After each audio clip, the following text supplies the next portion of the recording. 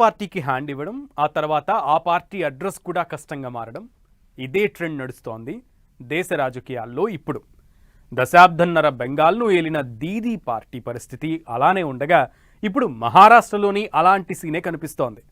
4 ఏళ్ల కింద తగిలిన షాక్ ఇప్పటికీ వెంటాడుతున్న వేళ ఉద్ధవ్ ఠాక్రేకు మరో జలక్ తగిలింది.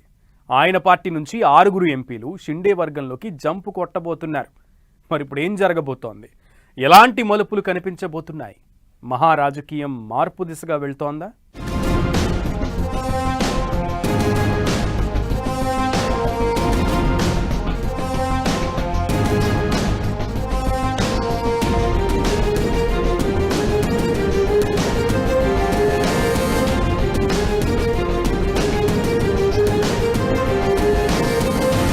సెగలు కక్కుతోన్న మహారాష్ట్ర రాజకీయాలు.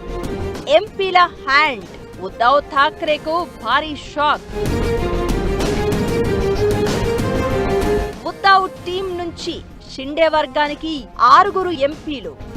ఆపరేషన్ టైగర్ సక్సెస్ అయిందన్న ఫడ్నవీస్. ఆ రాష్ట్ర రాజకీయాల్లో ఇప్పుడేం జరగబోతోంది? మహా రాజకీయాలు మార్పు దిశగా వెళ్తున్నాయా? ఎంపీల తిరుగుబాటు పరిణామంతో ఎవరికేంటి? మహారాష్ట్ర రాజకీయం మహారంజు మీద కనిపిస్తోంది. అక్కడ మరోసారి పొలిటికల్ ప్రకంపనలు మొదలయ్యాయి. మాజీ ముఖ్యమంత్రి ఉద్ధవ్ ఠాక్రే నేతృత్వంలోని శివసేన యూబీటీ టార్గెట్ గా సాగిన ఆపరేషన్ టైగర్ లక్ష్యాన్ని చేరుకుందని సీఎం ఫడ్నవీస్ ప్రకటించారు. ఉద్ధవ్ పార్టీకి చెందిన 6 ఎంపీలు డిప్యూటీ సీఎం ఏక్నాథ్ షిండే వర్గం వైపు చూస్తున్నారు. వీరిలో సంజయ్ దినా పాటిల్, సంజయ్ దేశ్ముఖ్, సంజయ్ జాదవ్, బౌ సాహెబ్ వాక్చోరే, నాగేష్ పాటిల్ అష్టికర్, ఓంప్రకాష్ రాజే నింబాల్కర్ ఉన్నారు. షిండే నాయకత్వానికి మద్దతు తెలుపుతూ కొందరు, నియోజకవర్గాల అభివృద్ధి కోసం మాత్రమే అధికార పక్షంతో కలిసి పనిచేయాల్సిన అవసరం ఉందని మరికొందరు ప్రకటనలు చేస్తూ షిండే వర్గానికి దగ్గరవుతున్న పరిస్థితి. 6 ఎంపీలు హ్యాండ్ ఇవ్వడంతో లోక్సభలో ఏక్నాథ్ షిండే నేతృత్వంలోని శివసేన బలం 13కు పెరగనుంది. 2024 సార్వత్రిక ఎన్నికల్లో 13 సీట్లు గెలుచుకున్న కాంగ్రెస్తో ఇది సమానంగా ఉంటుంది. ఇక 9 స్థానాలతో బీజేపీ 3వ స్థానానికి పరిమితం కావాల్సి ఉంటుంది. చట్ట ప్రకారం కూడా ఇప్పుడు షిండే వర్గంలో చేరిన 6 ఎంపీలు సేఫ్. ఒక పార్టీకి చెందిన ఎంపీలు 3/2 మెజారిటీతో విడిపోయి మరో పార్టీలో విలీనమైతే పార్టీ ఫిరాయింపుల నిరోధక చట్టం ప్రకారం వారిపై అనర్హత వేటుపడే అవకాశం లేదు. ఈ చట్టపరమైన ఇబ్బందులు తలెత్తకుండా కూటమి నేతలు వ్యూహాత్మకంగా పావులు కదిపారని అంటున్నారు. మహారాష్ట్రలో శివసేన యూబీటీకి 9 మంది ఎంపీలు ఉండగా అందులో 6 తిరుగుబాటు చేసేలా ఒప్పించి ఫిరాయింపుల చట్టం నుంచి రక్షణ కల్పించారు అని అంటున్నారు. లోక్సభలో తమ సంఖ్యాబలాన్ని మరింత పటిష్టం చేసుకోవాలనే లక్ష్యంతో ఉన్న కేంద్ర బీజేపీ పెద్దలు ప్రతిపక్షాలపై ప్రత్యేక దృష్టి సారించినట్లు కనిపిస్తుందనే ప్రచారం జరుగుతోంది.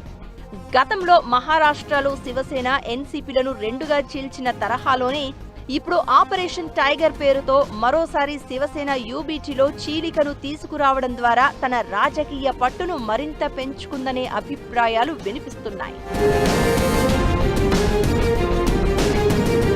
శివసేన యూబీటీ ఎంపీల తిరుగుబాటు వేళ ఆ పార్టీ నేత ఆదిత్య ఠాక్రే బీజేపీపై తీవ్రంగా విరుచుకుపడ్డారు.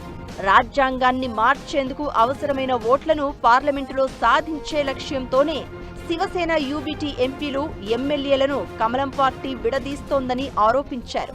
పార్టీ వర్గాలు మాత్రం తిరుగుబాటు పరిణామాలను పెద్దగా పట్టించుకున్నట్లు కనిపించడం లేదు. కొందరు అసంతృప్త ఎంపీలు ఇంకా తమతోనే సంప్రదింపులు జరుపుతున్నారని, పార్టీని వీడిన వారిలో కొందరు తిరిగి వచ్చే అవకాశం ఉందని సంజయ్ రౌత్ అంటున్నారు.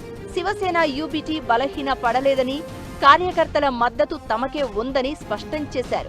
ఇకటు పార్టీ అధినేత ఉద్ధవ్ ఠాక్రే కీలక నిర్ణయం తీసుకున్నారు. రాష్ట్ర వ్యాప్తంగా కార్యకర్తలను కలుసుకునే కార్యక్రమాన్ని ప్రారంభించబోతున్నారు.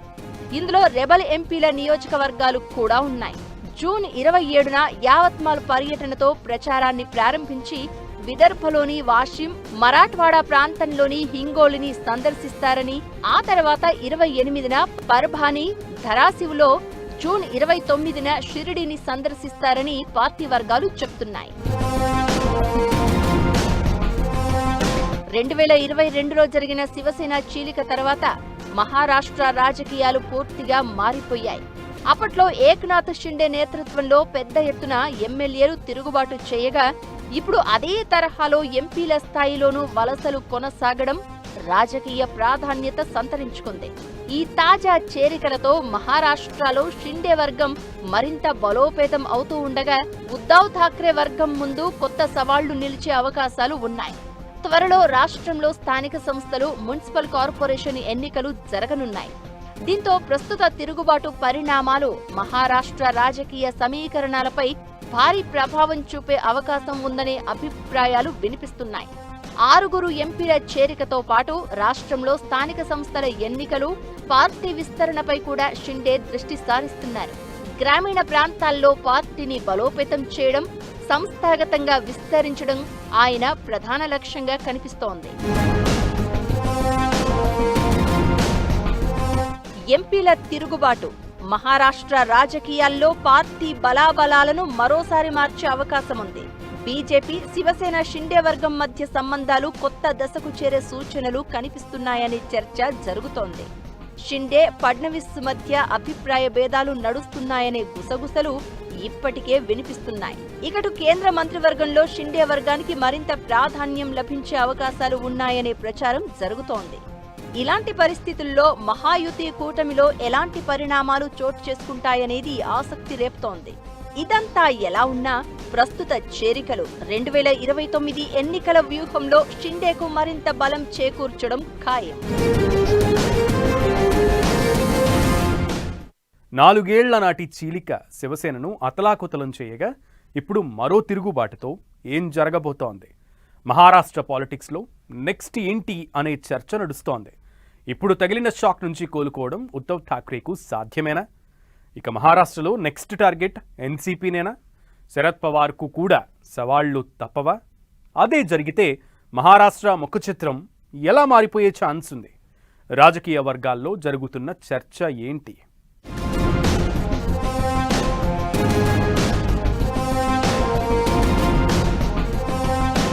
తిరుగుబాటుతో ఉద్ధవ్ వర్గం ముందు సవాళ్లు.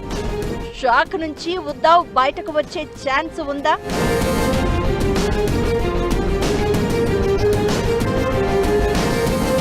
ఉద్ధవ్ శివసేన తర్వాత నెక్స్ట్ టార్గెట్ ఎన్సీపీనేనా?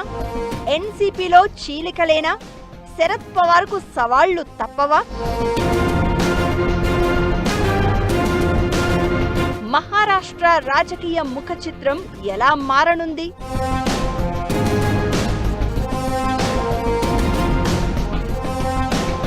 మహారాష్ట్ర రాజకీయాల్లో తిరుగుబాట్లు కొత్తేం కాదు.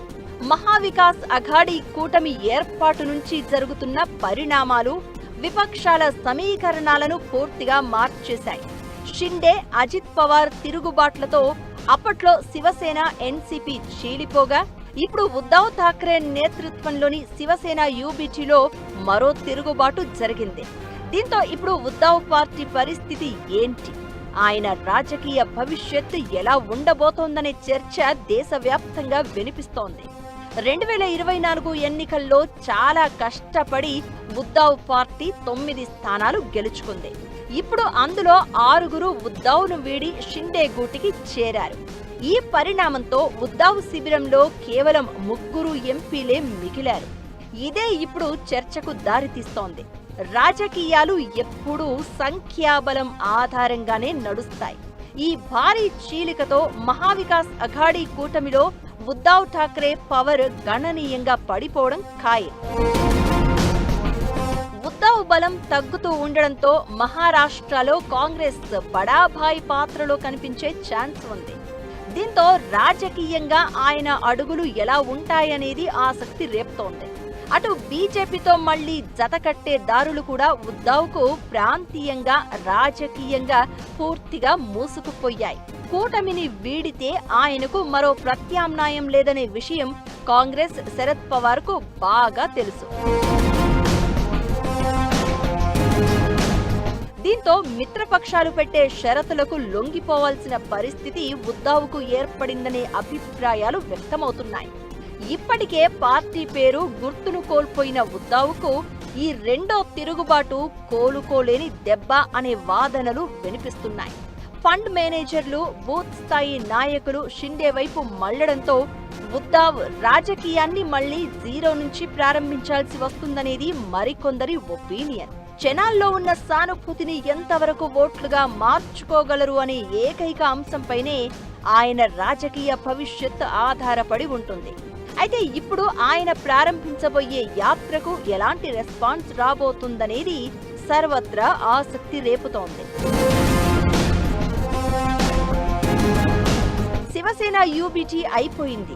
ఇప్పుడు మహారాష్ట్రలో నెక్స్ట్ టార్గెట్ ఎన్సీపీ నేనా అంటే అవును అనే సమాధానమే వినిపిస్తోంది. శరద్ పవార్ వర్గానికి చెందిన పలువురు ఎంపీలు, ఎమ్మెల్యేలు తమతో సంప్రదింపులు సాగిస్తున్నట్లు Ajit Pawar nationalist party bomb పేల్చింది. దీంతో ప్రస్తుతం శివసేన యూబీటీ ఎదుర్కొంటున్న పరిస్థితినే ఎన్సీపీ, ఎస్పీ ఎదుర్కొనే అవకాశం ఉందని రాజకీయ వర్గాల్లో చర్చ జరుగుతోంది. దీంతో రాబోయే రోజుల్లో మహారాష్ట్రలో కీలక రాజకీయ పరిణామాలు చోటు చేసుకునే అవకాశాలు క్లియర్ గా కనిపిస్తున్నాయి. అయితే ఇలాంటి ప్రయత్నాలు జరుగుతున్న విషయాన్ని శరద్ పవార్ వర్గానికి చెందిన ఎంపీలు ఎవ్వరూ ఇంతవరకు కన్ఫర్మ్ చేయలేదు. లోక్సభలో ఎన్సీపీ, ఎస్పీకి 8 మంది ఎంపీలు ఉండగా రాజ్యసభలో 1 ఎంపీ ఉన్నారు. పార్లమెంటరీ పార్టీలో చీలిక జరగాలన్నా, అనర్హత వేటు నుంచి తప్పించుకోవాలన్నా పార్టీకి చెందిన 3/2 మంది ఎంపీలు జతకట్టాలి. శివసేన యూబీటీ విషయంలో జరిగినట్లే శరద్ పవార్కు కూడా షాక్ ఖాయమా అనే చర్చ నడుస్తోంది. ప్రస్తుతం సుప్రియా సూలే, అమోల్ కోల్హే, బజరంగ్ సోనావాలే, నీలేష్ లంకే, సురేష్ మెహత్రే, అమర్ ఖలే, భాస్కర్ భగరే, ధైర్యశీల్ మొహతే పాటిల్ ఎన్సీపీ, ఎస్పీకి లోక్సభలో ఎంపీలుగా ఉన్నారు. ప్రస్తుతం ఎంపీల తిరుగుబాటు 2022 నాటి శివసేన చీలిక జ్ఞాపకాలను గుర్తు చేస్తోంది. ఆ చీలిక మహారాష్ట్ర రాజకీయ ముఖ చిత్రాన్ని నాటకీయంగా మార్చివేసింది. అప్పుడు తగిలినట్లే ఇప్పుడు శరద్ పవార్ పార్టీలోనూ చీలికలు ఖాయమా అనే చర్చ జరుగుతోంది. దీనిపై ఆయన బహిరంగంగా స్పందించకపోయినా రాజకీయ ఫిరాయింపుల ధోరణిని ఆ పార్టీ నేతలు తీవ్రంగా విమర్శిస్తున్నారు. అటు శివసేన యూబీటీ, ఇటు ఎన్సీపీ, ఎస్పీ ఓ పార్టీలో అయ్యింది, ఇంకో పార్టీకి టార్గెట్ ఫిక్స్ అయిందా? రాజకీయం ఏ మలుపు తీసుకోబోతోంది? ఏం జరగబోతోంది? మహారాజకీయంలో ఎలాంటి మార్పులు చూడబోతున్నామనే చర్చ ఆసక్తి రేపుతోంది.